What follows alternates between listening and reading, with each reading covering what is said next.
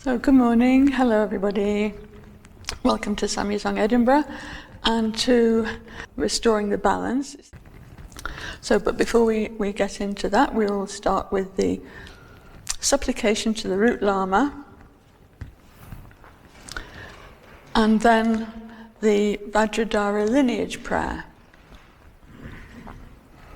So in my case, the Root Lama is Akong Rinpoche. So it's I always say it anyway, whether you guys say it or not, but we'll say it together. Oh, glorious, precious Root Lama, above my head on a lotus moon seat, you care for me with great kindness. Please bestow the siddhis of body, speech, and mind. Great Vajradhara Tilunaro Marpamila Dharma Lord Gampopa, knower of the 3 times, omniscient Karmapa, holders of the 4 elder and 8 younger lineages, Trikanchaklan and the Salpa, glorious Drukpa and so forth, masters of the profound path of Mahamudra, to the Dakpo instruction lineage, the peerless protectors of wanderers. Kaju Lamas, I supplicate you, I uphold your lineage. Grant the blessings of your liberating lives. Just as revulsion is taught to be the legs of meditation, this meditator clings not to food and riches, and has severed the ties to worldly life. Grant your blessings for detachment from honor and gain, just as devotion is taught to be the head of meditation. This meditator constantly prays to the Lama, who opens the vault of his instructions. Grant your blessings for uncontrived devotion to well forth. Just as non-distraction is taught to be the body of meditation, this meditator simply remains without altering the fresh essence of whatever thought arises. Grant your blessings for parting from the concept of meditation. Just as thought is taught to be in essence Dharmakaya, for this meditator unhindered manifestation dawns, nothing whatsoever dawning as whatever may appear. Grant your blessings to realize inseparable samsara nirvana. May I never in future lives part from authentic lamas, and embracing ever the glory of Dharma. May I perfect the qualities of the levels and paths, and thus swiftly attain the state of Vajradhara.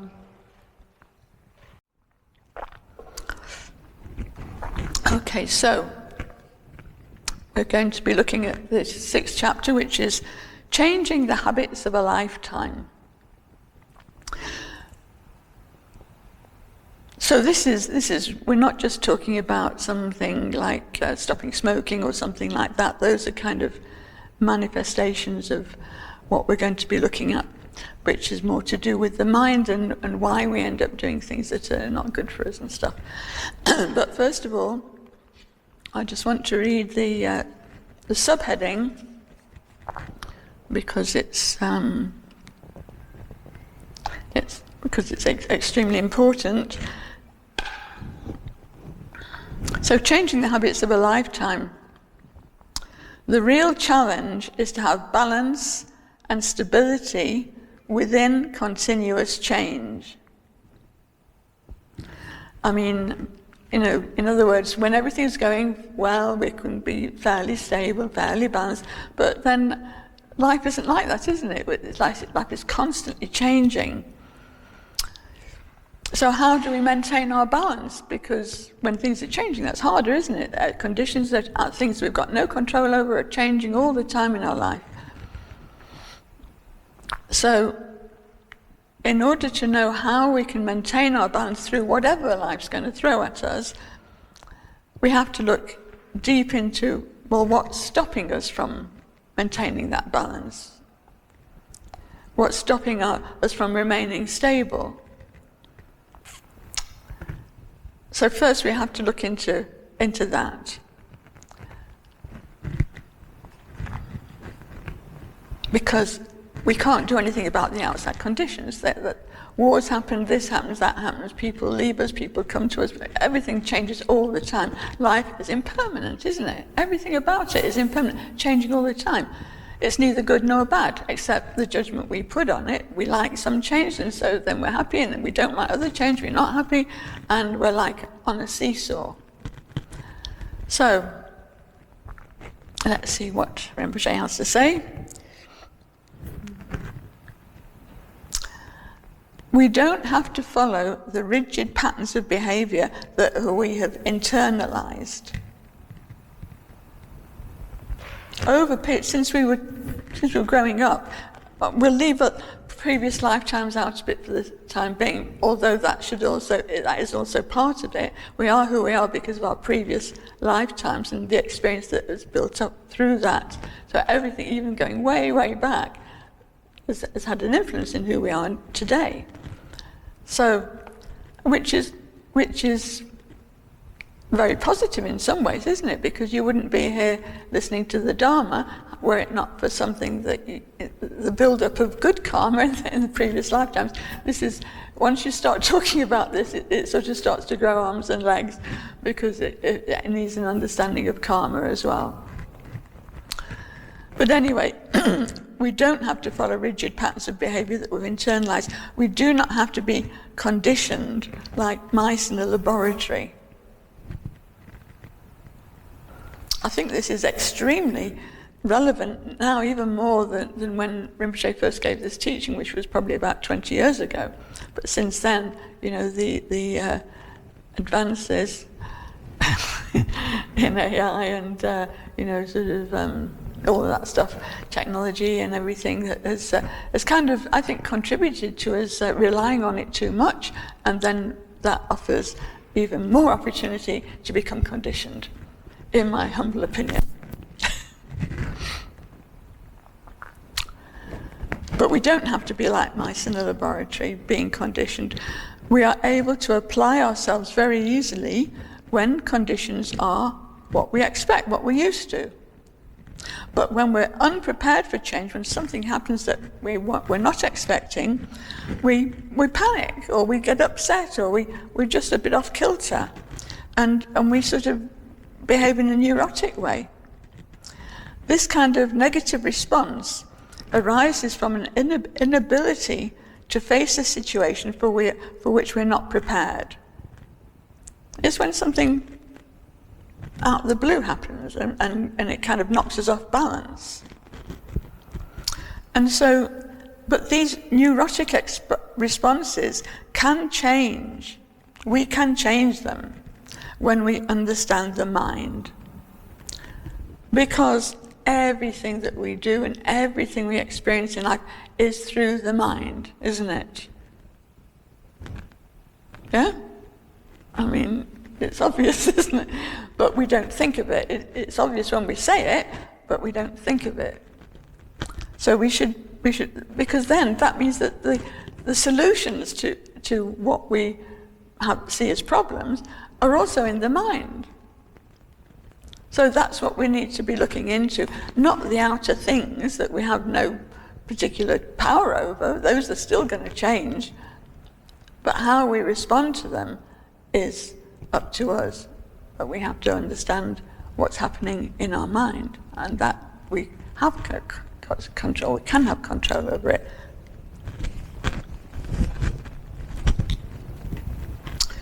Flexibility of the mind, which arises through mind training, will enable us to overcome these unhelpful behavior patterns. Flexibility is so important. You know, when we're kind of very rigid in the way we think and the way we respond, that's when the problems multiply, actually, because we're not giving them any space and not seeing around them, and we're just kind of on an automatic pilot response, like conditioned mice. He doesn't pull any punches. So what do we do? We really have to apply ourselves to analysing ourselves, because that's what needs to be adjusted. The tuning needs to be fixed, you know, so that it's ready to adapt to different situations and not panic or get upset or off balance.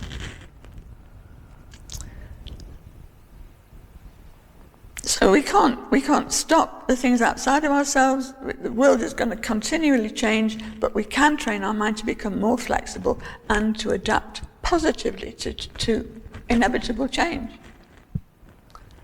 Yeah, and then we maintain our balance. Otherwise, it's like we're always on this seesaw of going up and down all the time. So how do we do that? Well, we start by assessing what's there, looking at the mind. And he gives this example, like someone buying a house. If you're going to buy a house, you wouldn't just say, oh yes, that looks nice, I'll have that. You would assess it, you'd go into it. Oh, what's right about this house, what's wrong with it? Everything about the house, the age of the house, whether the electrics are working, whether there's any structural damage, and then you estimate the value of the house, and you ask others, and so but also you're not only making a list of like what's wrong with it, but also what's good about it, what's right with it. You do that automatically when it's something important, like you're buying a house. So it's the same when you analyse yourself. You need to look at, or we need to look at, what's fine, what's working well. Then we can leave that alone, really.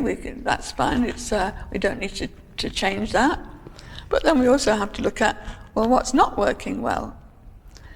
And also we don't just look on a superficial level. We have to look really deeply. We might seem to be quite good on the outside, like most people think we're fine, and maybe we've got quite a good reputation. People think, we think we're okay, But what are we like on the inside? Maybe not so fine. Or it could be the reverse. Maybe people don't like us, or they don't think well of us, but actually we've got a lot of good things as well.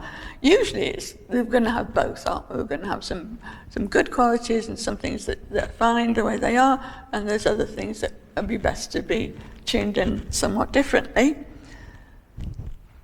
So we need to have really an in-depth analysis involving what kind of real value is there already, what is useful and worthwhile, and what isn't.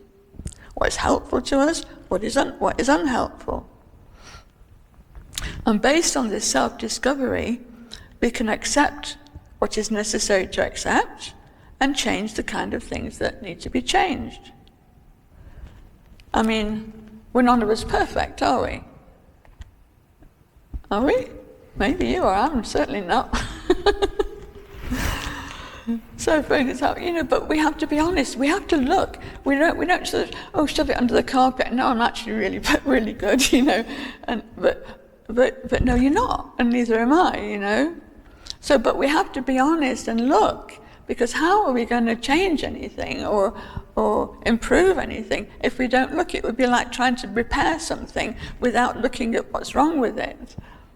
Like Marcus just did with the camera. So you have to understand what's going on and not beat yourself up and, oh, I'm terrible, So but you have to kind of just see, non-judgmentally. This is not here to make judgments, just objectively to get to the bottom of it. Okay, that's fine, that doesn't need changing. That does. For example, you might be very impatient. That's quite a common thing, So then that can be a problem. That really can have negative repercussions. Impatience is a sort of lesser form of anger. It could well tip over into anger. And also it very much affects the way you interact with other people, when you're impatient. They're not going to be that great towards you, are they? Can't you just do that then or something? And then they're not going to have a good response to you, and then it starts a war, doesn't it? If you do it on a global scale. Lots of it going on to verify what I'm saying.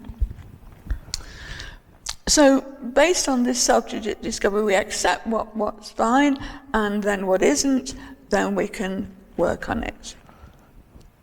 And also, whatever assessment we might make of ourselves at first isn't final. It's not like, oh, right, that's it, I got to the bottom of this, that's it, write it in stone.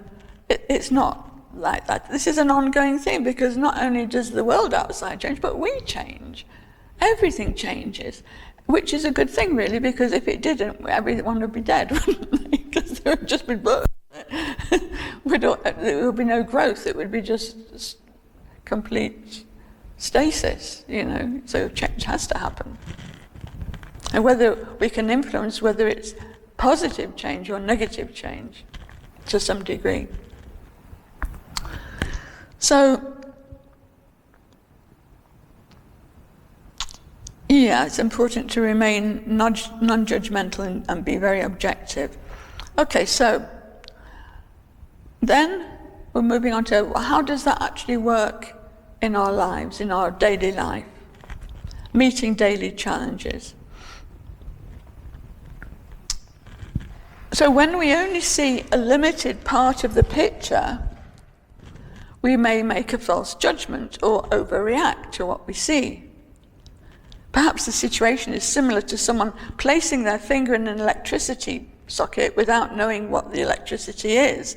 You're just doing something without knowing what the consequences are going to be. So whatever we do, we should be sure not to harm oneself or others.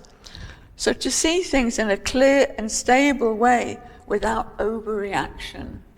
Just to be calm, really, be calm. See things for what they are. And you can only do that when you're feeling clear, you have some clarity, and balanced, without overreacting. This is very common, this overreaction thing. I think it's more common now, it's like, drama! And we see this on TV, and don't we? I mean, on programs, we're kind of conditioned to react in that overly dramatic way, as if it's the thing to do, when it clearly isn't.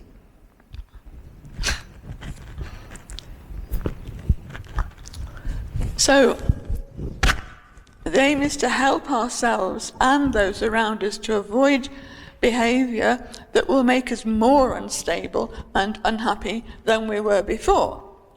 So how we respond to whatever's going on, we influence ourselves, but also other people. So this is where we need to put the training.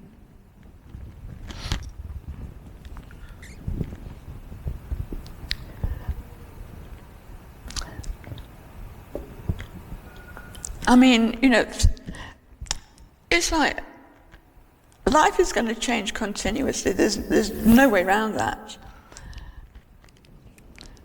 If you think of it something like waves in the ocean, this is life going on, and it's going on. There's a little wave, and there's a big wave, and there's a little wave, and it's just going on like that. And we're riding, we're on the, do we get all tossed and turned inside the waves and go under and panic completely?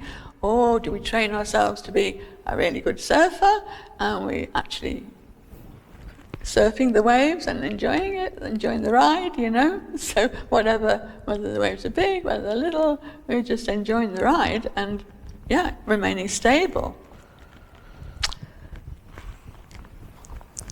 So this process is called balancing.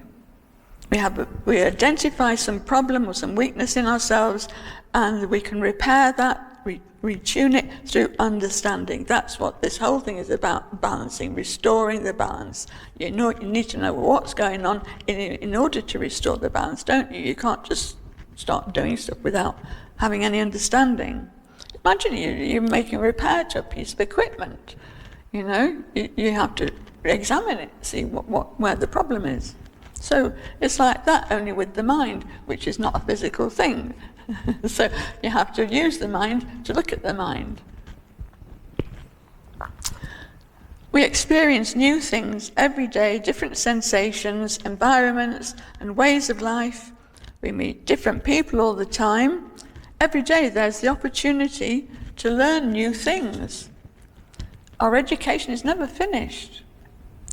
A real challenge is to train our minds to have balance and stability within continuous change. This is the way of balancing, of healing old wounds and preventing new ones. This would be very, very useful.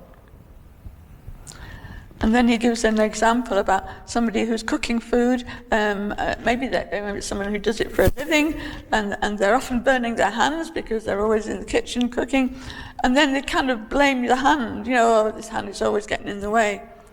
But it's not the hand that's getting in the way, it's their mind not learning how to be burnt. Do you ever find that you do the same things, you're prone to having the same kind of accident? I am. It's when I'm not mindful. I went through a phase of banging my head. And I did it about 3 times within the space of a month in different situations, all because I'm rushing around, and when I'm rushing around, I'm not being mindful. This is so much about being mindful, really.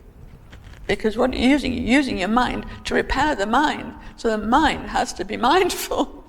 If it's not mindful, you might as well not even have it. It's not switched on. It's not tuned in. You hear about mindfulness and we think of being in a temple and sitting and meditating. It's become a kind of another word for meditation in a way. But it's not like that. It's about being mindful in all situations, whatever you're doing or not doing, being mindful. I did once ask Rinpoche about this because he was saying something about mindful, and I thought about it, and I said, so Rinpoche, if I could be mindful all the time, then I wouldn't need to ask you anything, would I? You'd be out of a job. Yeah, he just smiled. But it is kind of like that, if we could be that mindful, So the crucial thing is for us always to be mindful, whatever we're doing, and to learn from our mistakes. There's no human being who has not made mistakes, but we can go forward and evolve. Thanks to our mistakes. That is a key point. Thanks to our mistakes. Why would you thank your mistakes, do you think? Okay, let's say you never make a mistake, or very, very rarely make a mistake. How would you ever learn anything? We learn through our mistakes. Or we can learn through our mistakes, or we can choose to repeat them again and again and again. That's the conditioning. But if we don't see it like that, we can say, okay, we don't have to be conditioned by that reactive behavior, but respond from a more intelligent position and take control of ourselves. It's when we're out of control, when we're not mindful, that the mistakes happen. Like banging your head or falling over or constantly, or whatever you do on repeat. So yes, thanks to our mistakes. So that means we can learn from failure and move on. So when we see it that way, then whatever happens that we maybe initially don't like for whatever reason, but it's putting us in a place to look into something. Okay, what's going on here, you know?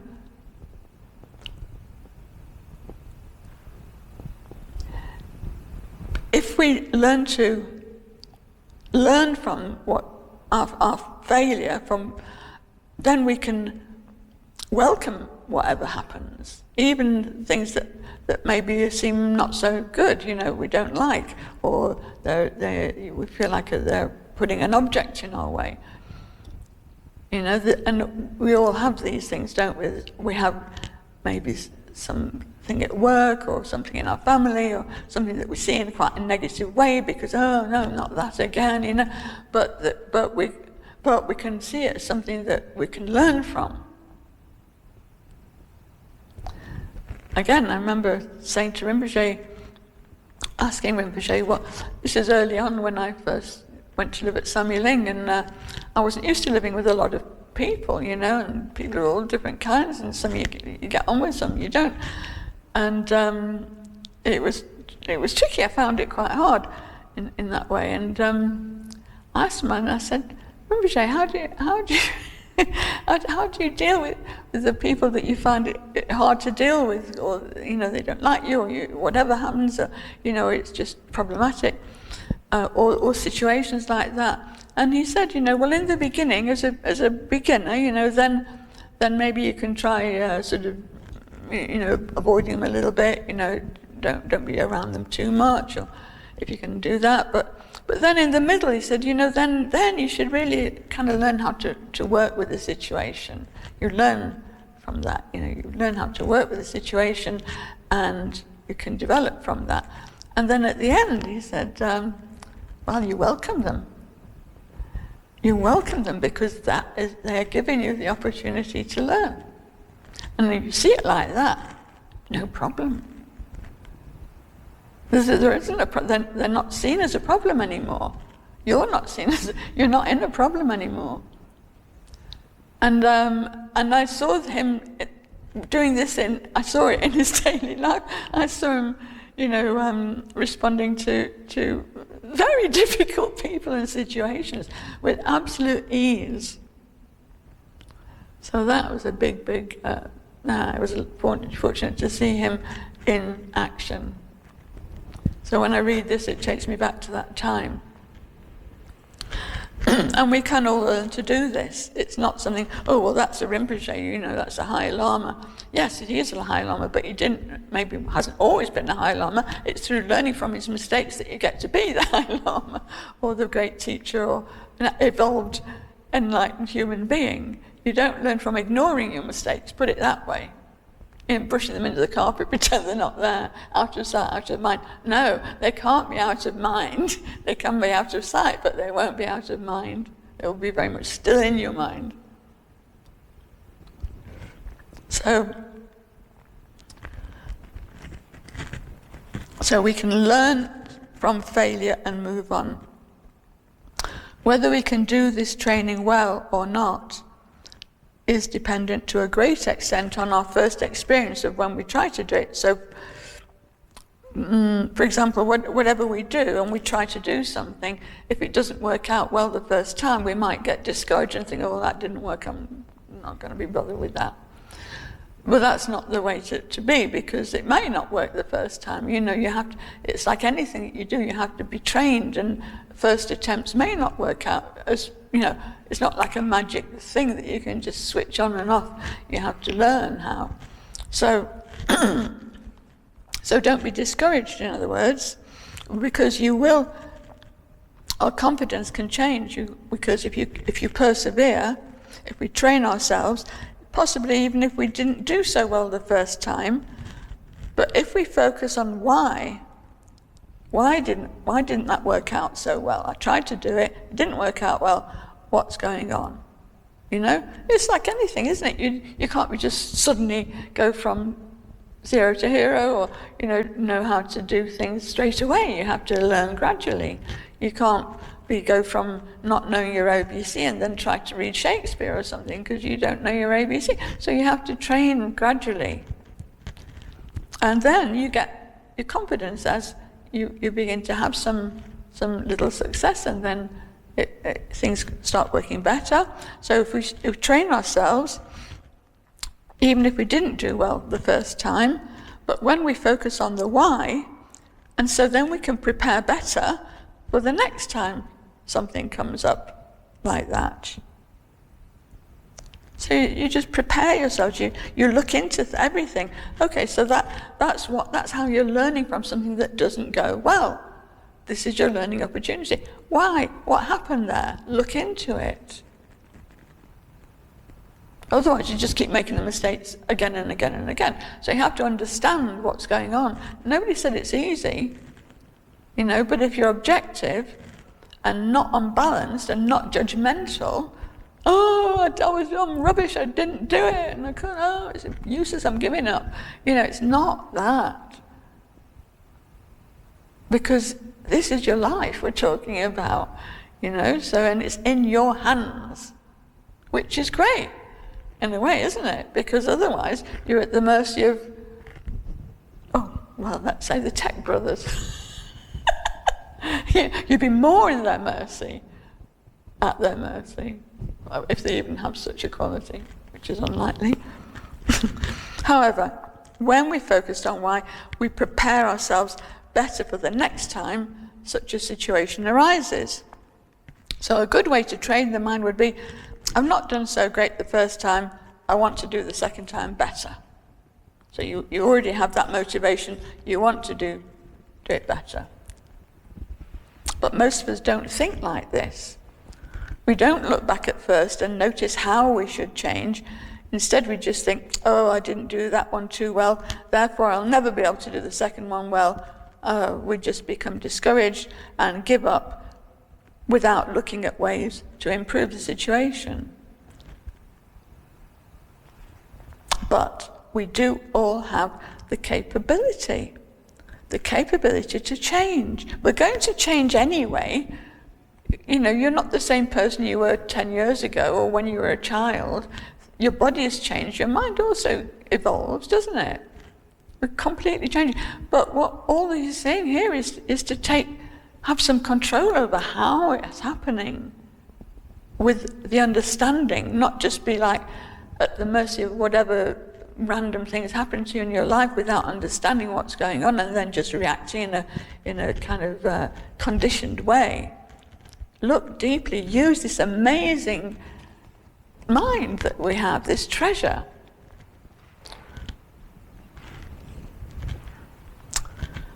So don't be discouraged, and give up. Just look into ways to improve the situation. We all have the capability of change and the possibility of not changing. We can get stuck. And a lot of the time we are stuck. We're stuck in a kind of habit. That's what habit is, isn't it? When you're just stuck, you keep doing the same thing again and again and again, even though it's a bad habit. That's how drugs take hold of you, isn't it? On one level, that they're not good for you, too much alcohol is not good for you, or smoking is not good for you, but you still do it because you've still got that reactive behavior. You're stuck. But we do all have the capability to change, and they both depend on us. Whether we wish to change or not is in our hands. Those who wish to change and are willing to change are going to get on well. So it all depends on ourselves, our own wish, our own effort, and our own motivation.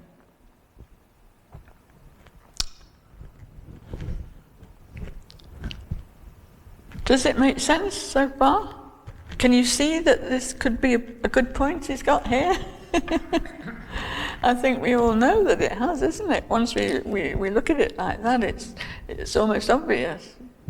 So I find it very heartening that we have it in our hands to be able to change intelligently, not just be at the mercy of whatever random events are happening around us or to us.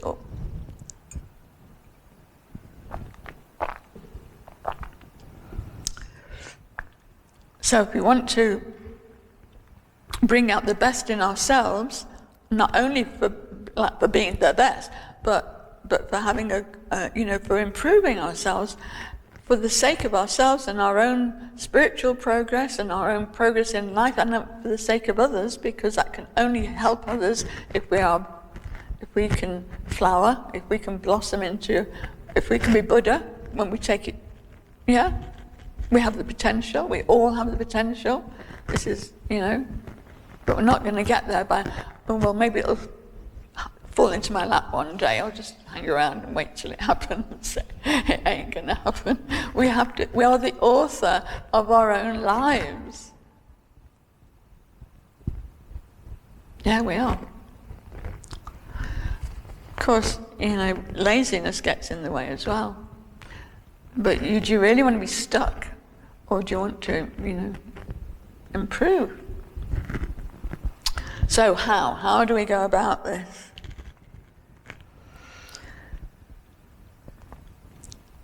We've got to look at effort and motivation. It's up to us. We're in the driving seat. So we look at what needs to be done, and we need to know how. So now Rinpoche gives some methods for reflections on learning how to grow from adversity. So the things that are not problematic in our lives, that's fine. They don't need to be changed, So they're not really learning experiences. They can be pleasant, and so we don't really learn. We just enjoy them, and that's fine. We don't have to get rid of that. We definitely keep that. But we need to learn from and grow from adverse situations. So how do I welcome whatever I meet in life instead of creating negativity? Because we do create negativity. When something happens that we don't like, we end up being in a negative frame of mind, and then people react to us negatively, and then we have an argument, and it happens all the time. Or it can just happen within ourselves without engaging with anybody else, but we end up bringing ourselves down. So mostly, we view adversity as a problem or a misfortune that's beyond our control. So when we encounter difficulties in life, our responses tend to be negative because we don't like what's happening. So then we kind of take arms against the sea of troubles and try to, by opposing, end them. But that doesn't work. That's Hamlet, I presume you probably know that. But that's what we do, isn't it? But it increases suffering. I mean, things didn't end well in Hamlet, did they? Everyone ends up like mincemeat. So, when we encounter difficulties in our life, our responses tend to be negative. This just increases the suffering and causes more imbalance in our minds. We're really now on the big seesaw, up and down, up and down. When we realize that we can learn from our difficulties, then we can welcome whatever we meet in life and learn from it and strengthen the balance of our minds. This really flips things, doesn't it? So then you can see how you could welcome a difficult situation because it's a learning opportunity. It really is. But there's no use me saying it really is. You have to test it for yourself. I'm currently in quite a difficult... Life throws difficult situations at us, that oh no, oh God. Yeah, and then we have to deal with it in some way. So if we let it bring us down, we are not going to be in a good balanced state of mind. We're going to be upset, literally upset. You know, if it was a body, you'd see it lying on the ground. But in your mind, it's just upset. It's not balanced. It's not even. It's not clear. It's like muddy water.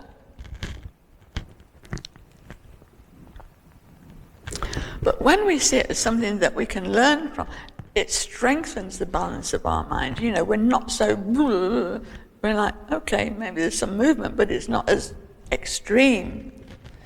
So we all have strengths and weaknesses, and it's our faults that are the source of difficulties in our life. So obviously with the strengths, we don't need to mess around with those, that's already good.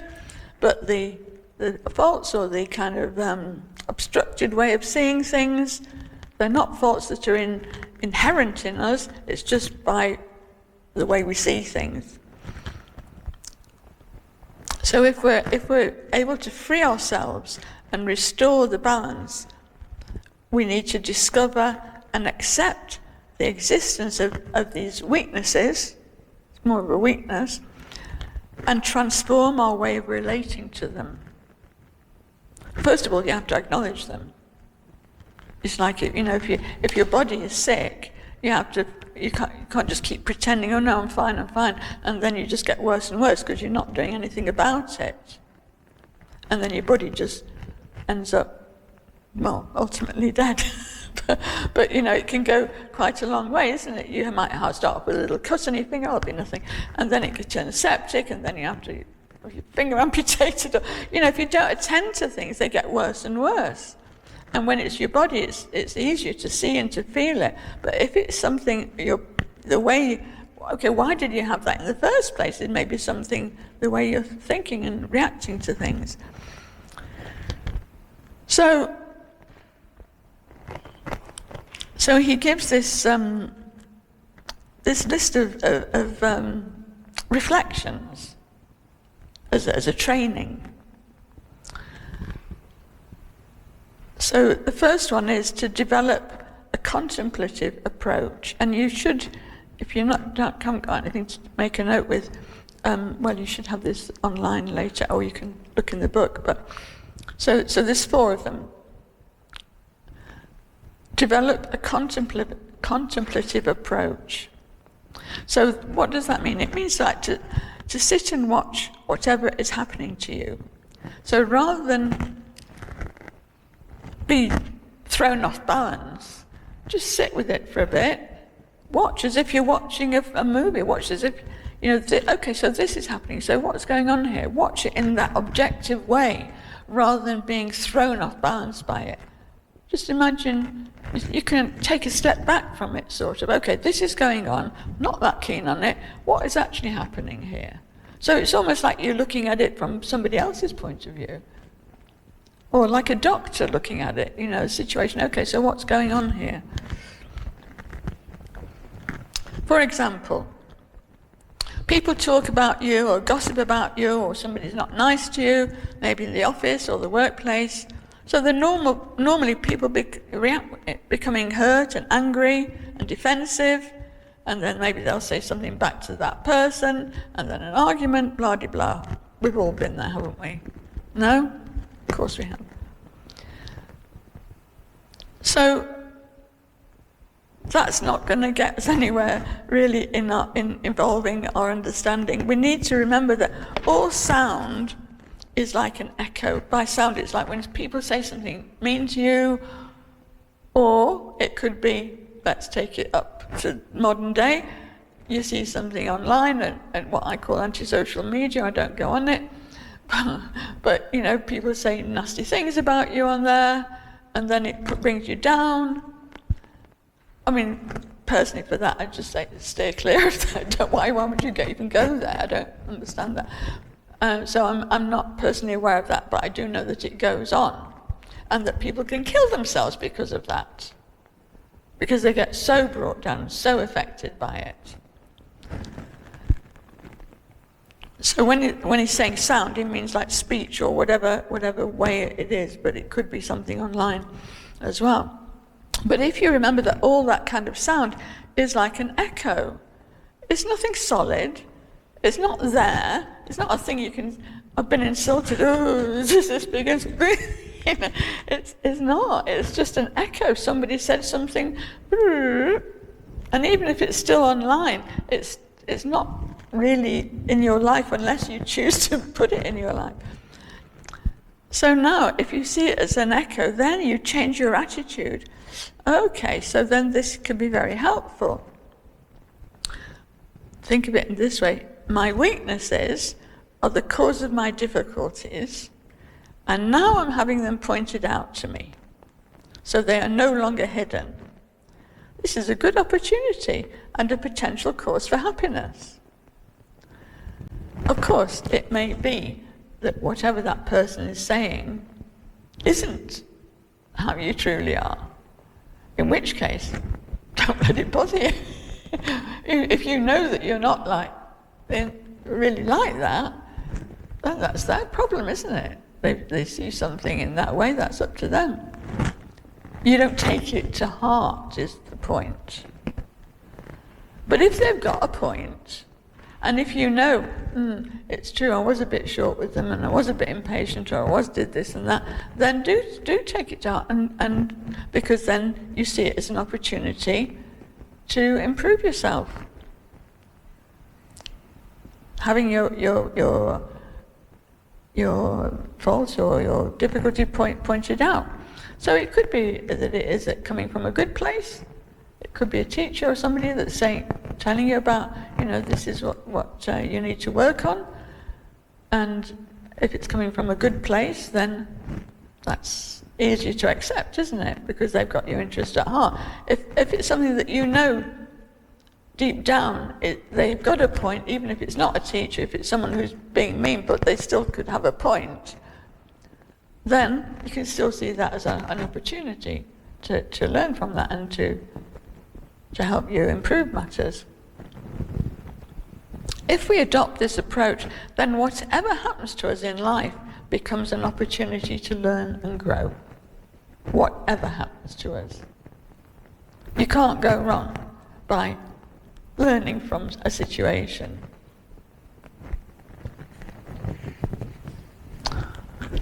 So then the second reflection is learn to be transparent. So that means you can contemplate the way you are and how you've lived your life. So you can look back at your life up to this point. And mostly when we do this, we kind of want to hide our mistakes. We know they're there, we know we messed up that time, but we're just, and so we conceal our negative side. But what we really need to do is to become really honest with ourselves, freely admit weaknesses, acknowledge our mistakes, and be open about yourself. Not attempting to create a good impression, a false good impression, by hiding the not so good side. If you do this with understanding that it is training and growing to be free, it becomes a positive experience. We can gradually overcome any sense of guilt or self-punishment or failure or being wrong. Basically, what we're doing is educating ourselves to be better people. But in order to do that, you have to look at back in the day, I know I was really selfish about this, and I did it, so you have to kind of admit that. And then, and then what now as well. But if you look back, for sure you'll see it, and it could be in the far distant past, or it could be yesterday, or it could be today. I think in a way, it's easier to look back to the roots of it, because maybe when you were a child, or when you were a teenager, most teenagers are pretty selfish, mostly. I certainly was, Not that I'm not selfish now, but possibly a little bit less. I was untidy. My mum would pick up after me. My dad would pick up after me. I got the karma from that now. But that's the other point, is to sort of clean up your karma. But you have to be absolutely honest with yourself. Doesn't mean to say you have to shout it from the rooftops, but you have to learn from it, basically, and admit it to yourself. Sometimes admit it to other people, and that can help as well. But you don't have to, take an advert out in the Times and list all your faults. But by doing this, then it overcomes any sense of guilt we might have, because it's out in the open. It can breathe, oh, we're a human being. Guess what? We made mistakes. We all do. If someone says they don't, well, that's one mistake. They've already lied. So, not having to hide things from yourself, then it gets rid of all that. And self-punishment and failure and being wrong, and all of that just goes. You feel relieved, actually. It's a relief. In fact, you feel lighter, because this is baggage that you're carrying around. When you put that down, you open it up, and oh yeah, that was, but it's open now, Otherwise, it festers like a wound that needs to have its dressing changed. I'm sorry, Rinpoche, I don't know this, but it can be a bit like that, isn't it? It's like if you don't attend to it, it gets worse. If you don't fix it. So anyway, these are the topics I'm just kind of improvising as I'm reading through them, but because these are topics for reflection, so how you do it is up to you, how you do it, but you do need to dig in there. And then the third one is seeing the good in others. When you look at other people, try to see the positive and the good in them, not the negative and the bad side. I mean, we tend to be very critical of others, don't we? It's easy to criticize others because it's easy to see the faults of others. It's not so easy to see the faults in ourselves. To look in the mirror.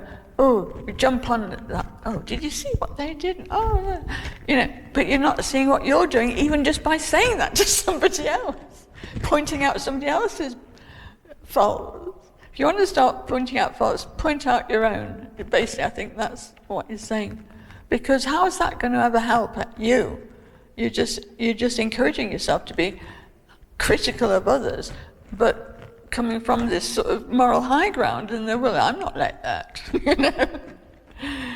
So, that's kind of implied, if you have the goal to be criticizing others.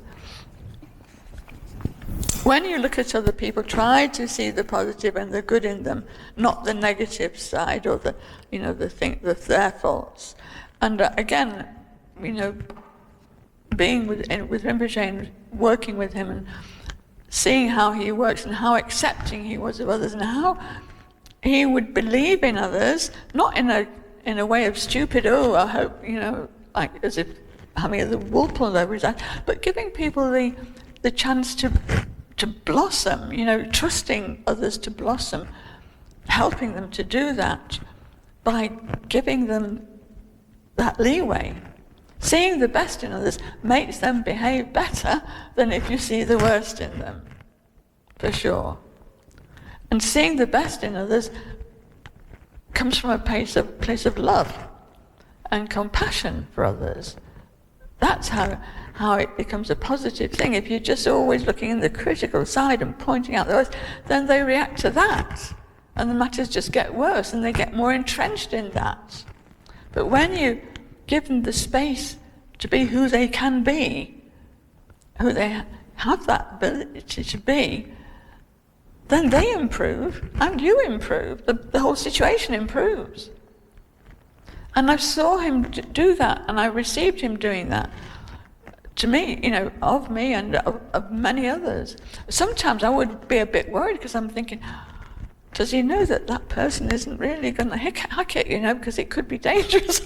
You could, how far, and I'd ask him, how far are you willing to how much rope are you giving people before you step in and before they hang themselves? Because sometimes you could see something coming, but he would give them so much rope. And I never saw anybody hang themselves. But you know what I mean? It's like you think it could be a dangerous situation, even if I thought he was being overly optimistic. But he always knew if he had to step in, he would step in. But I didn't really see it at the time. I'm seeing it now more, that how positive that was to be around, to have that feeling, his trust, And I always thought of like people are in they're either no people or yes people. Some people are very inclined to say no, and some people are very inclined to say yes. And Rinpoche was a yes person, definitely. If he could, yes, and if you asked him, could he do something? If he could do it, he would. If he could help you, he would. Of course, if it was something bad, he wouldn't, obviously, but he was very open. And flexible, incredibly flexible. Broad view, So we can work towards that, and that's how you train. To be like that. And really that's why I'm telling you about it, because when you've seen it, what that attitude, how it works in action, it's amazing to see, and to be part of that. So we should try to do that. Seeing the good in others. And then so try to look at the positive and the good in them, and then they will live up to that. I think it's true when you're training a child, rather than always telling them off or something, you did this wrong, just what they do right, as well, encourage them. If you need to talk about others or yourself, follow the same principle. Talk about the good qualities in others and reveal your own weaknesses and faults. If you want to be talking, talk about your own weaknesses. If you do this, people will no longer have anything to gossip about, and you might find they don't talk about you so much. So it has that upside too, because you've beaten them to the draw. You kind of exposed your faults yourself. What are they going to say? Oh.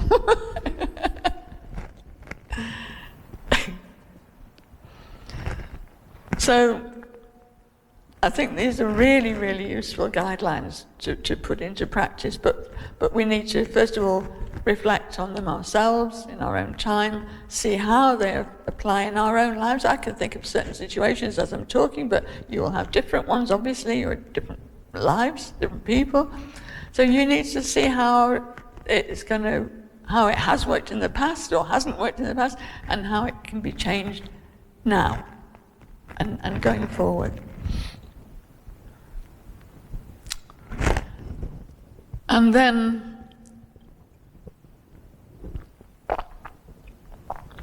the fourth one, well, these are reflections. So I think what we'll do, we'll just segue, I'll read through it, and we'll just segue into a reflective bit of you can call it meditation, reflection, whatever, but I'll stop talking and we can just reflect on all of them, but especially the last one. So the last one is training every day. And when? All the time. Yes, not, well, I'll do 8 till 9, I'll do training. It's for life. It's not about passing an exam where you just do that and then you get a diploma. It's for your life. Training every day, all the time. So learn, because what is it? It's being mindful, isn't it? Learn all the time to welcome whatever experiences come to you. whether they're good, whether you see them as good, whether you see them as bad.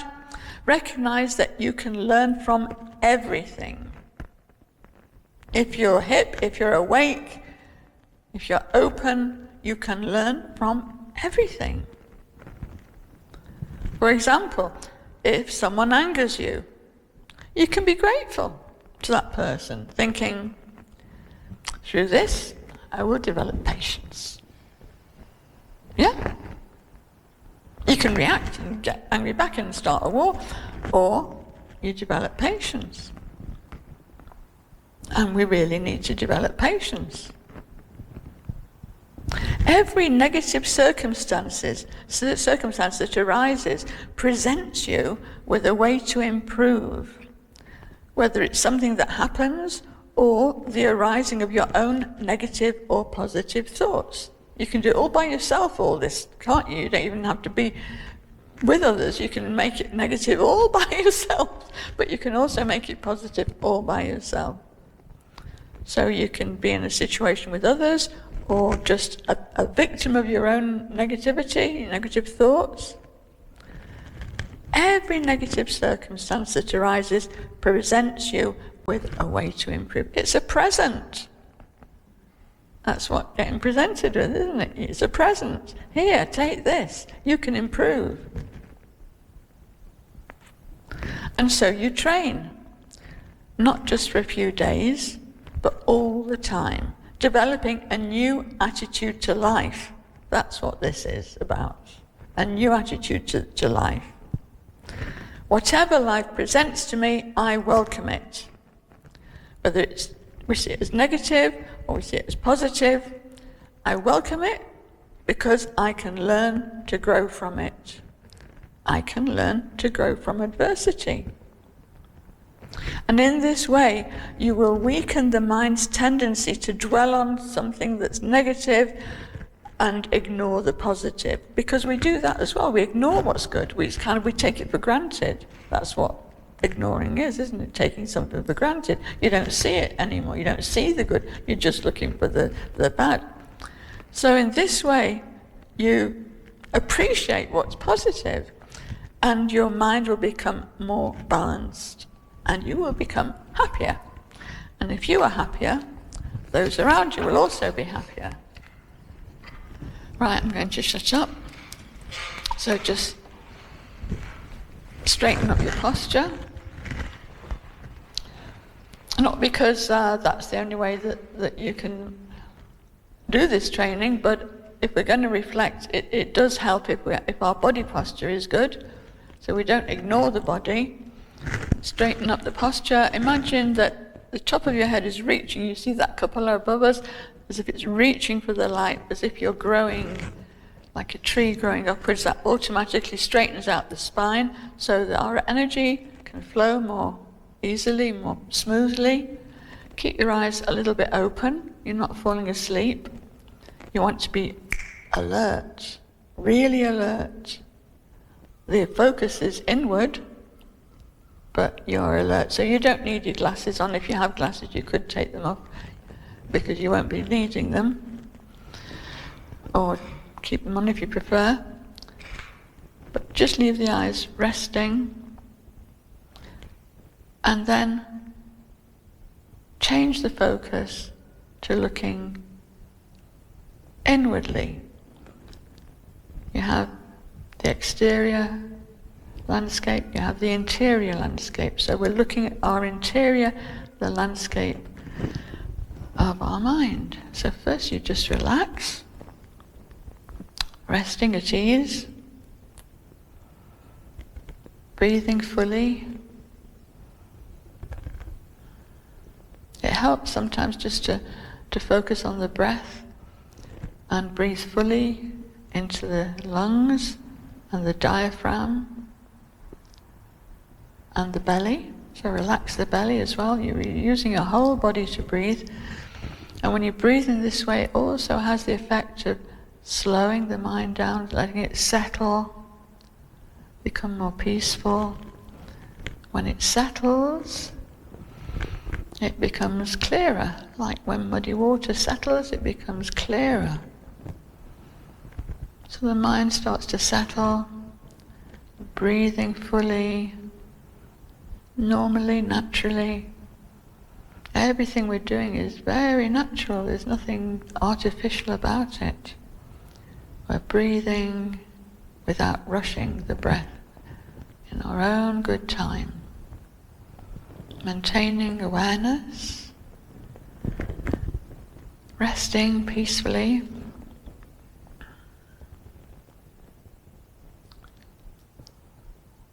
and allowing the mind just to rest,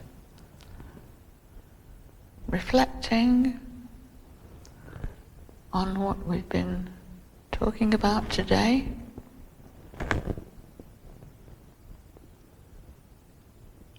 When we're reflecting, we can just relax with it, look objectively,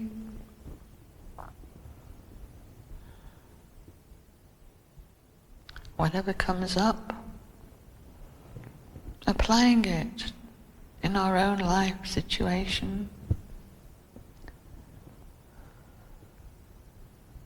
But not getting too caught up in that. You can have times when you're doing that and then just let go again and just let the mind rest in its own space. And whatever arises, you can see how to apply the reflections that we've just spoken about in our own situation, in our own mind, in who we are, non-judgmental, at ease, patient, open.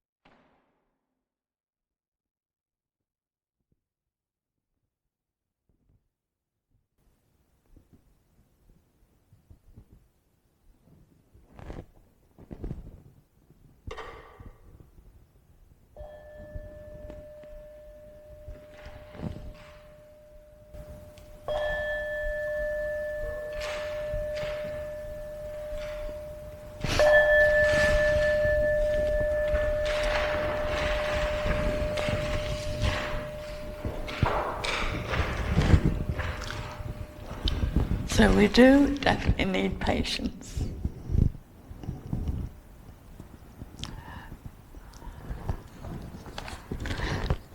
Because, we're talking about changing the habits of a lifetime. Actually, that's slightly reductive. It's changing the habits of many, many countless lifetimes.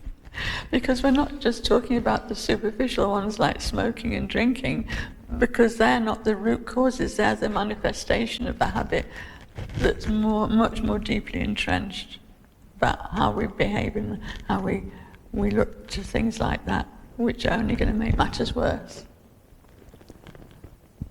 Drugging ourselves, basically, to take the edge off or something, So we have to, let go of those for sure. But that's why we need patience. We need to be patient with ourselves, because this is, if you think of it in what would science say, something about neural pathways are deeply ingrained, and they're like deeply entrenched in our behavior and our way of being. So when we see it, the more you see, the more you don't have to identify with that, isn't it? And you don't have to go down that pathway, because it makes no sense to you anymore, because you've seen through it and how that's not going to help. So understanding, with understanding, then that makes things a whole lot easier. And so be patient with yourself and others.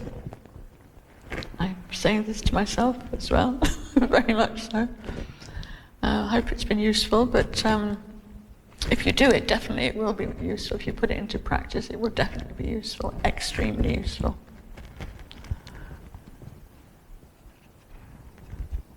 Okay, so I think we'll say the dedication prayer, dedicate the merit of our practice. It's a short prayer on the bottom of the page.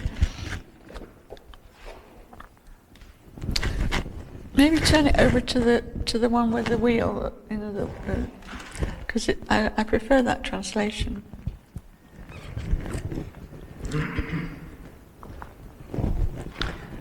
Through the wholesomeness of this practice, may all mental defilements be overcome, and may all beings be liberated from the ocean of samsara, stirred by the waves of birth, old age, sickness, and death.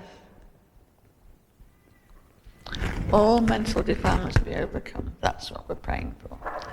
But we have to do it. Prayers are fine, good intention, good motivation, good reminder, and then we have to do it. Okay.